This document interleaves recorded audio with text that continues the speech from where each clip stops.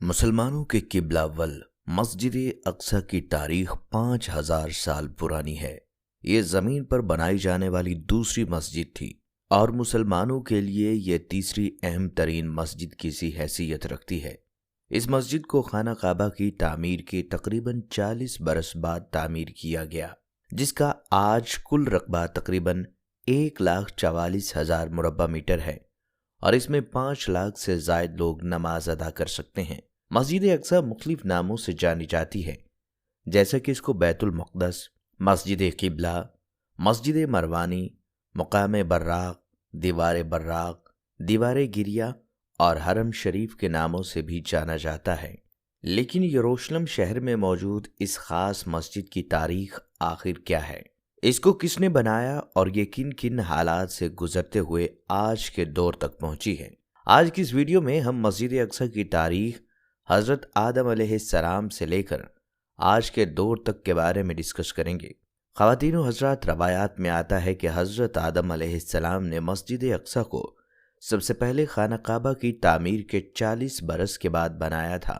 جناب آدم علیہ السلام کے بعد یہ مسجد نوح علیہ السلام کے دور تک ایسے ہی آباد اور موجود رہی، اور پھر طوفان نوح کے بعد باقی تمام دنیا کی طرح یہ مسجد بھی منہدم ہو گئی۔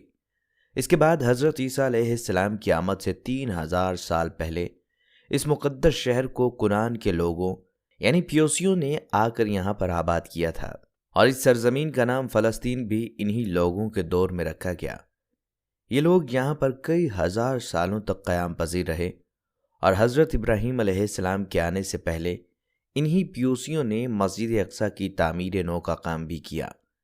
جناب ابراہیم علیہ السلام نے اپنے بیٹے اسماعیل علیہ السلام کے ساتھ خانہ کعبہ اور پھر اپنے دوسرے بیٹے حضرت اسحاق کے ساتھ مل کر مسجد اقصی کی تعمیر کا کام کیا، اور انہی حضرت اسماعیل علیہ السلام کی اولاد مسلمان اور حضرت اسحاق علیہ السلام کی اولاد آگے چل کر یہودی کہلائی۔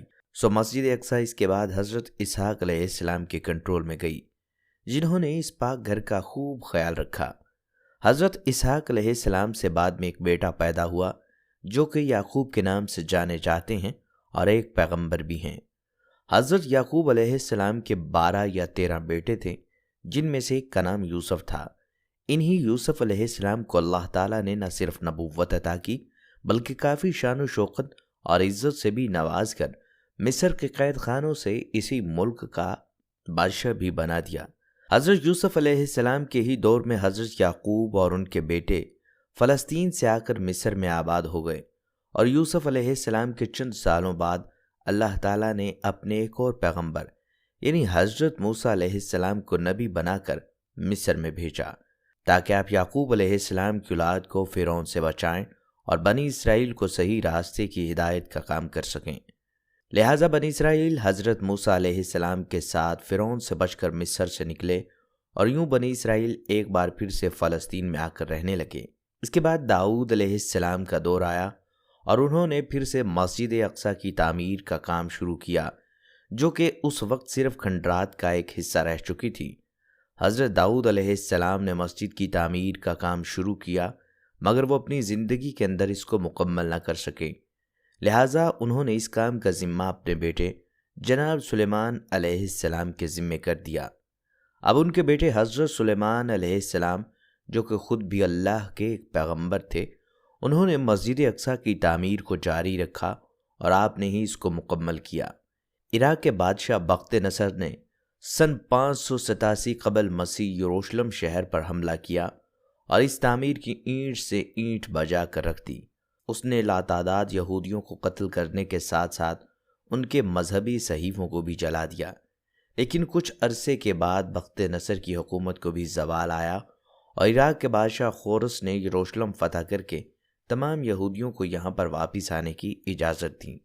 اس کے بعد مریم علیہ السلام بھی اسی شہر کے اندر رہا کرتی تھی، اور عیسیٰ علیہ السلام بھی اسی مقدس شہر کے اندر پیدا ہوئے، اور ان کو یہاں پر یہودیوں نے اپنی سازشوں کا نشانہ بناتے ہوئے سولی پر لٹکا دیا۔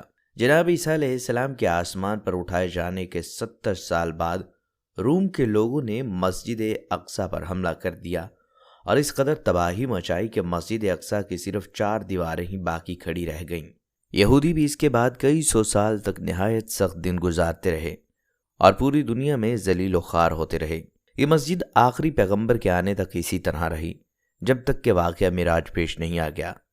مسلمان پہلے اس مسجد کی طرف رخ کر کے اپنی عبادت کیا کرتے تھے، لیکن بعد میں اللہ کے حکم سے ان کا قبلہ خانہ کعبہ بنا دیا گیا۔